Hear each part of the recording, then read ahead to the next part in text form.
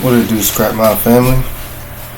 Today we have another video, reaction video, and today's caption is Sergeant defends. The sergeant defends the person that's against the cops. And I say against because that's how they make us feel, like they're against us. And they really work for us. You know what I'm saying? Like, it's crazy. But let's get straight into it. 18-minute video. They deserve. In the original two-part series posted on December 31st, 2016, YouTuber and First Amendment auditor Philip Turner was filming a traffic stop just off of Interstate 35 in New Braunfels, Texas, when he was contacted by Deputy Cameron Chelly of the Comal County Sheriff's Office. What's that? Can you go stand back over where you work for me, sir? There's something wrong with being here? Yes, sir, there is. What's I that? don't want you to be in direct line with that vehicle. I'd like for you to go back to where you were standing. You can film me all you'd like, but I don't want you right here. Am I interfering? Well, technically, now you're starting to pose into somebody else's private property. With your videoing, yes, sir. Hey, did they give you permission to film inside their truck? I don't need permission on public. In somebody's vehicle? I don't need permission on public. No, not to film us, you're correct. But to film inside somebody's vehicle, that's an extension of their house, and that is a private place. So you do need somebody's permission to film inside their vehicle. But is that a crime?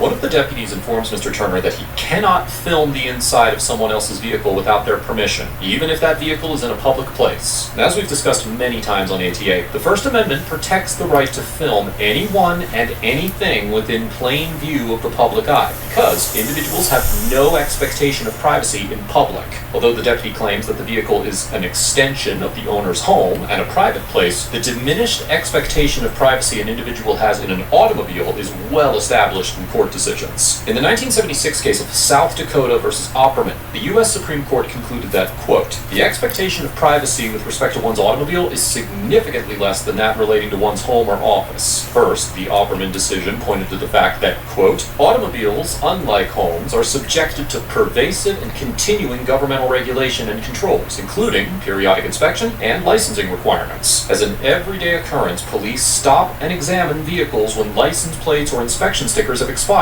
or if other violations, such as exhaust fumes or excessive noise are noted, or if headlights or other safety equipment are not in proper working order. The court also concluded that, quote, the expectation of privacy as to automobiles is further diminished by the obviously public nature of automobile travel, citing its plurality opinion in the 1974 case of Cardwell versus Lewis, which held that, quote, one has a lesser expectation of privacy in a motor vehicle because its function is transportation, and it seldom serves as one's residence or as the repository of personal effects. It travels public thoroughfares where both its occupants and its contents are in plain view. Therefore, the deputy's assertion that Mr. Turner cannot film inside a vehicle in a public place without the owner's permission does not align with Supreme Court precedent on the issue. Do you have your information? Your driver's license? What's that? Do you have your driver's license or name and birth? For what? Because now you're a witness to this crime that we're doing. What crime is that? The crime that we got these people in the back of these cars for. I don't know what crime they committed. You don't have to know. Okay, they broke the law, they're in possession of narcotics, that's why they're in the back of our cars. So, do you have your name and date of birth? No. Or a driver's license? No. So you're going to refuse to be listed as a witness since you sat here and videotaped the entire scene? If you get a copy of the video, I can give you a copy of the video. Well, yeah, but we're also going to need to identify you in our report that you were here videoing, so when we come to get a copy of that video, we can get that. Alright, let me talk to your supervisor. He said that he didn't want to give us his name and date of birth until he talks to our supervisor. So. And you're probably gonna go to jail because right now you're witnessing a crime. The deputies request that Mr. Turner provide his driver's license or his name and date of birth. And when he And then he's saying you're going to probably go to jail because you're witnessing a crime. Well, I didn't witness anything, first of all. But you lock them up. That's it. We didn't witness anything. So they committed a crime before you locked them up. We don't know what. We didn't witness that. So what are you talking about? Like what? uses, they inform him that he could be arrested for failing to identify himself because he was a witness to a crime. Under Section 38.02, Penal Code. An individual can be charged with the crime of failure to identify for intentionally giving a false or fictitious name, residence address, or date of birth to a peace officer who has good cause to believe the individual is a witness to a criminal offense. Therefore, Mr. Turner could not be arrested under this statute for merely refusing to provide this information altogether. However, some states do criminalize a witness's refusal to give personal information when requested by a police officer. For example, Section 2921.29 of the See, that's why it's always good to know this stuff, y'all. I'm just getting into all this type stuff, so shoot. I'm listening just how y'all listening. Ohio Revised Code makes it a fourth-degree misdemeanor for an individual who is in a public place to refuse to disclose their name, address, or date of birth when requested by a law enforcement officer who reasonably suspects the individual witnessed certain types of felonies. However, the statute clarifies that, now quoting, nothing in this section requires a person to answer any questions beyond that person's name, address, or date of birth. Nothing in this section authorizes a law enforcement officer to arrest a person for not providing any information beyond that person's name, address, or date of birth, or for refusing to describe the offense observed. Because of the constitutional right to remain silent, individuals are generally not required to assist police officers in conducting investigations, and witnesses are not required to submit to questioning unless lawfully subpoenaed. However, witnesses who possess significant information necessary to resolve a criminal prosecution, who are referred to as material witnesses, can be arrested or otherwise detained in order to secure their testimony. In the 1953 case of Stein versus New York, the Supreme Court concluded that, quote, interrogation of those who know something about facts is the chief means to solution of crime. The duty to disclose knowledge of crime rests upon all citizens. It is so vital that one known to be innocent may be detained in the absence of bail as a material witness. Many states, including Texas, only allow witnesses to be arrested if they fail to appear after receiving a subpoena to testify in a criminal case. However, under federal law, witnesses can be arrested even if they do not violate a subpoena. Section 3144 of Title 18 of the U.S. Code states that, quote, if it appears from an affidavit filed by a party that the testimony of a person is material in a criminal proceeding, and if it is shown that it may become impracticable to secure the presence of the person by subpoena, a judicial officer may order the arrest of the person. The statute also requires that witnesses are given the same type of bail hearing given to criminal defendants to determine whether they should be released on bail, or held in jail before the trial. According to Bureau of Justice statistics, 5,594 material witnesses were arrested in 2016, which constituted 3.7% of total federal arrests for the year. It is highly unlikely that Mr. Turner would be considered a material witness by a court, but it would still be possible for the officers to arrest Mr. Turner in good faith, depending on the jurisdictional relationships between the department, the state of Texas, and the federal government. Well, I asked to talk to a supervisor. He's here, so why can't I speak with him? Because you're refusing to give your information, you'll be going to jail for failure to identify as you're a witness to a crime. So I need to give you my ID to speak to your supervisor? Is that what you're telling me? No. Okay, I need to speak to your supervisor. Why do you need to speak to your supervisor? Because I requested to speak What to him. that? Because I requested to speak to him, and he's here. Okay. So what's your point? He's here, I need to speak with him. You've got no part of the Speak city, to him. right? But you want to speak to our supervisor? You can speak to him. Okay. Yeah, but you'll be in handcuffs and it'll be at the jail. Is that what you want to do? I need to speak to your supervisor. Is that what you I want to need do? to speak to your supervisor. Why aren't you understanding? You put yourself in this situation right here. You see that? You're on. What are you not understanding? I understand everything clearly. I understand that you're in the wrong. And you don't want me to speak to your supervisor because, you know, I want to own his ass too if he's crooked. Or more likely, he's not crooked like you motherfuckers is. And he's going to come in here and make you mad. Private property. Private Right now. or public? Even more mad than he already is right now. Look at him. What does that look like? You get a permission to be here. Did you own this? Look at his body structure. Look how tense he is. And they call us thugs. They call us gang members. They are the biggest gang in the world. Look at him. Specimen?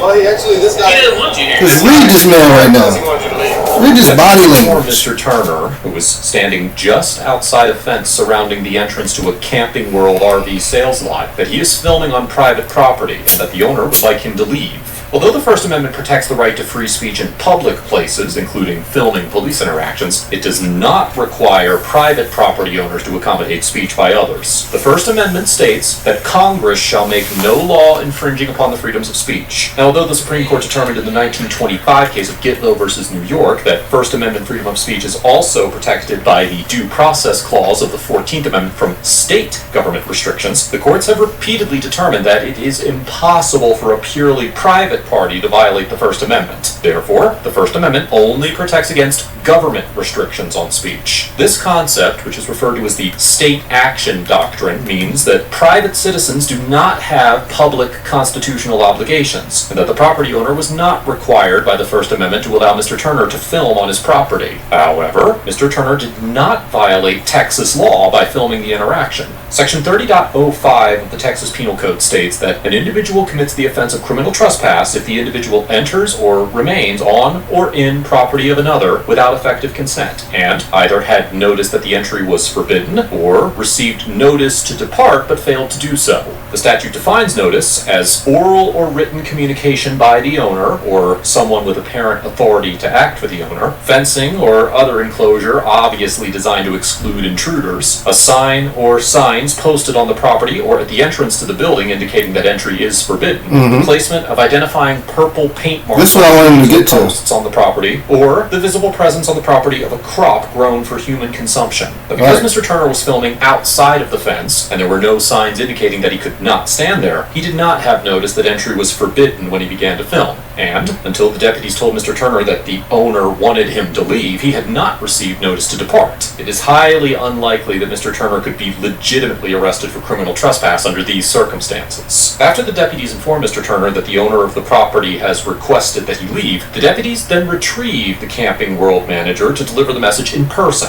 After awkwardly telling Mr. Turner to leave, the Camping World manager steps back while Mr. Turner and the sergeant have a They discussion. made him do that? So I can get you a business card.